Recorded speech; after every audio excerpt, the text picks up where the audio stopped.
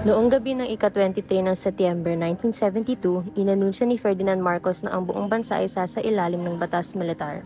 Sa pagkapataw nito, itinanggal ni Marcos ang anumang hadlang sa kanyang kapangyarihan.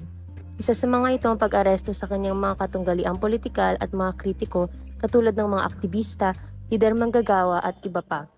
Si Judy Mary Gomen Taguiwalo, na ipinanganak noong Pebrero 18, 1950 sa Bacolod Negros Occidental, ay nagtapos ng kolehiyo bilang cum laude sa programang Social Work sa UP Diliman. Natanggap naman niya ang Masters of Arts in Public Administration sa Carleton University, Canada at ang Doctor in Philosophy in Philippine Studies sa UP Diliman. Siya rin ay isang aktivista, social worker, propesora at dating sekretary ng Department of Social Welfare and Development o DSWD noong 2016 hanggang 2017. Bilang estudyante ng UP Diliman noong dekada 60, nakita niya mismo ang kalagayan ng mga marinalisadong grupo na nagpataas ng kanyang kamalayan sa inustisya sa lipunan.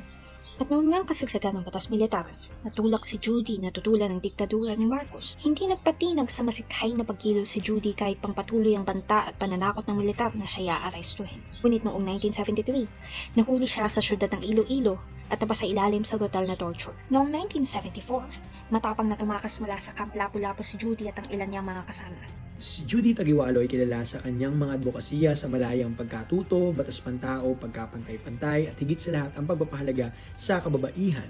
Pagkatapos niyang magtapos ng kanyang master's, siya ay naging guro sa UP at tumulong sa pagbubuo ng Department of Women and Development Studies. Siya rin ay naging punong tagapagsaliksik para sa preliminary gender audit sa Carleton University at isa sa mga nasa likod ng batas na Magna Carta of Women sa Pilipinas. Tulad ni Dr. Taguiwalo na buong tapang na nakikibaka para sa karapatang pantao, sumali tayo sa paglaban para sa katarungan. Ito man ay sa pamamaraan ng pakikilahok sa mga human rights defenders, sa pagbabasa at pagdagdag ng kaalaman sa mga isyu ng bansa, o sa pagbabahagi nito sa social media. Ang lahat ng ito ay para sa katotohanan, katarungan at kalayaan. Karapatang pantao para sa lahat.